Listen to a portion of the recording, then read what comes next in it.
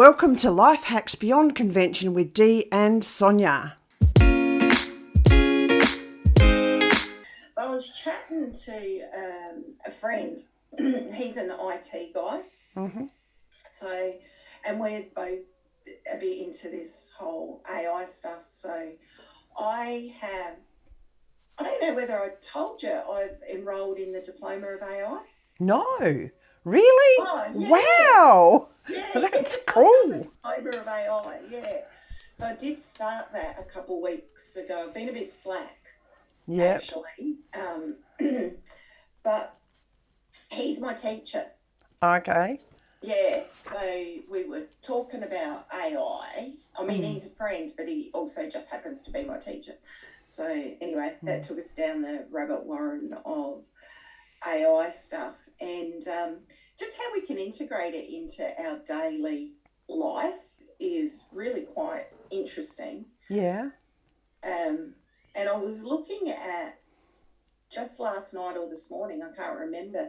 In America, have you used ChatGPT? Yes, I use ChatGPT and I use another one called Ideogram for visual stuff.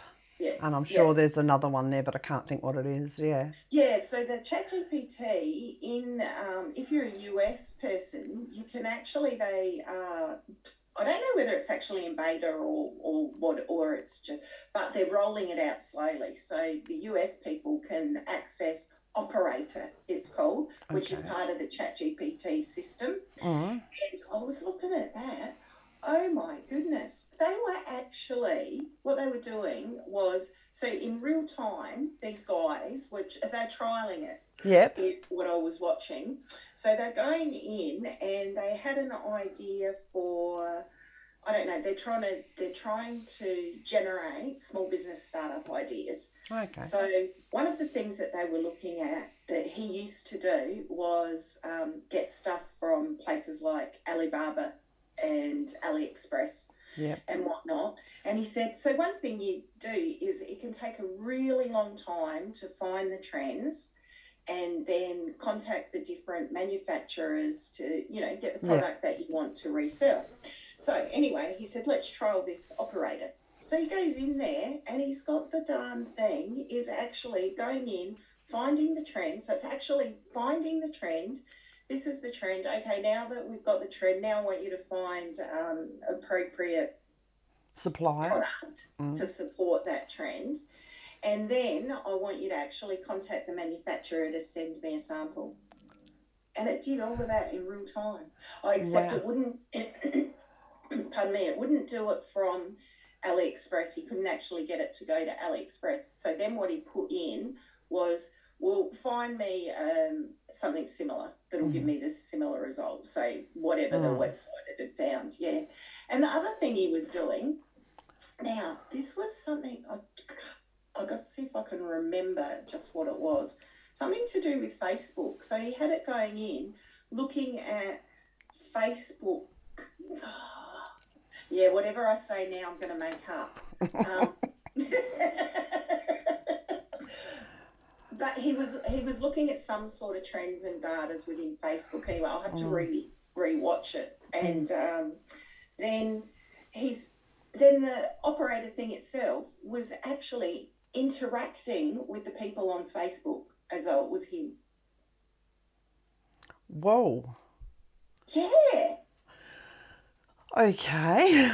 When's that coming to Australia? So this was purely, so what he was doing, what was it he was doing on Facebook? No, honestly, I'd be just making it up. I just can't remember what his business model was. If you find it to look at it again, send me the link, and if I cut this section out for people, I'll put the link in. Yeah, so, okay. Yeah, because that's really exciting, especially for people trying to run an online business or limited for time and energy, which is everybody, and limited for funds, which is everybody. I just couldn't believe it. Now, I think they said you did have to be on the $200 a month plan to be able to access the functionality, which for us here is a lot of money. Yes. Because that'd be over $300, wouldn't it? Yeah, 3 something. Yeah, 300 and something. But they were just saying it just automates everything. Like, it doesn't matter what you want to do, it can find the information. And I know the other thing he was talking about was cold calling emails. Okay. Yeah, so he's able to automate cold calling emails through this operator system. And what he said, now I haven't done cold calling emails as a business plan part of, so I don't know exactly the costs or that, because that would be you would have to chimp and different ones like that that you would use. But what he was saying was they cost him, for some of the businesses that he runs, $100 a month to do his cold call emails. Yeah. System. And so from his point of view, it's like, well, even though I'm paying $200 a month, like, that's the cold call. I don't have to pay for that. I wouldn't have to pay for that anymore. Yep. So yeah. So it was fascinating anyway, just the way this, and because you can, like, as you know, with your ChatGPT, you can prompt it to change the tone it uses and all of those sort of things. So he was actually doing that in real time. Yeah. Yes, it learns the way you communicate as you use it, and then so I can understand why a lot of people don't like AI and are scared of it. Oh yes, yeah. Because one of the things I was thinking is, okay, so you've actually got to, obviously, for it to do the Facebook stuff, you've got to let it connect to your Facebook, and for it to do the cold email calling, you've actually got to connect it to your email account. Yes. And whatnot. So you're given it a fair bit of access. Yes, that's right. You want to know that the security parameters are pretty well set in place, don't you? Yes. Here's the reality, though. Maybe not so much with Facebook, but with Gmail. You can set up a Gmail account just specifically for that has no access to any of your other things. Data. Yeah, my concerns with it working would be the companies that do emails or do, what's it called, not SEO,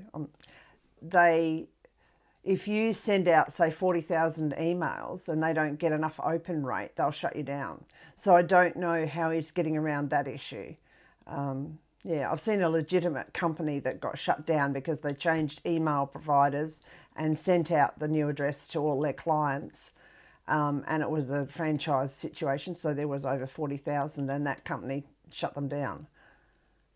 So shut down the email system and said no, because we didn't get enough. You're spamming because you're sending so many, and then with Gmail at the moment, you've got a problem where if you're not ratified, they often don't they send all your stuff to spam. So I've had that happen too. So there'd have to be some parameters around to overcome those issues too. So, don't know. Yeah, well, I guess it depends on your business model, doesn't it, and exactly what you're trying to achieve. Yeah. But if you're just a small startup trying to, even if you're sending out 100 emails a day, because one of the things is a lot of small businesses need help with social media, for example. So if you're just going on and looking in your local area and sending out emails, letting people know what your service is and things like that, you would be able to use it in that context. You should be able to, but without triggering. But I came across challenges with that when we were shutting our business down, that people weren't getting the emails. So but then I also think that extrapolating what you're saying about the AI is that can the AI source the clients who are most likely to open their emails on this subject? So, whether... Well, I don't know. Yeah. I don't know, but I do know it's very clever. And I know back, 20 years ago, probably now, 15 or 20 years ago, I think it was good enough back then that, who was it? Maybe Target? I can't quite remember. But there was, or Big W? one of the major department stores, anyway, were sending out emails, obviously, that had brochures, etc. Anyway, all of a sudden, this person started getting emails to do with nurseries and things like that. And she had become pregnant, but she hadn't told anybody. And it all blew up and became a really big court case because of them using the data. So that was following their her spending habits. Oh. So whatever the rewards program was, and then, then the emails targeting that. And yeah, that all blew up because they were using personal information inappropriately, and they had to change their practices, which is, since then it's changed. But they knew spending habits so well back then, and like the AI has improved so much. Oh, absolutely. Yeah. That they were able to target it. So my gut would say, yes, they would know how to target it. The situation isn't can the AI do it. It would be, do we know how to prompt it properly to get that data? Yes, yes. And are we being ethical in its use in that process? Yes. Yeah. So hopefully I'll learn more about that on a more formal basis by doing this diploma of AI, because I've been learning a huge amount informally. So who's it available through? Like, that's through Monarch. Okay. There's only, so I don't know who wrote the program, because Monarch didn't write the program. They're leasing it. Or licensing it. Licensing the program.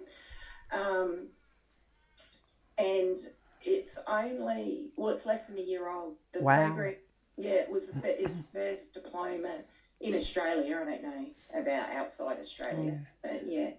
AI probably wrote it. Pardon? AI probably wrote it. Probably.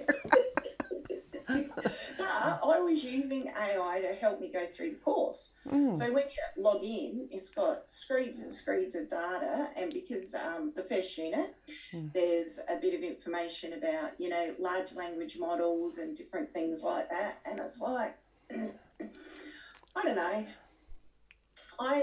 For me, I probably care less about how it works. Yes. I care more about what I can do with it. Yes. And the stuff that was there was very low tech. Like, it wasn't a huge technical thing. But what I did was I copied and pasted it, put it into ChatGPT, and just said, "Can you please summarize this in layman's terms for me?" Yeah, exactly. Like, okay, that's good. And people don't. I use AI to learn AI. Yeah, people don't see that. Hit the subscribe button below if you want to follow life hacks beyond convention.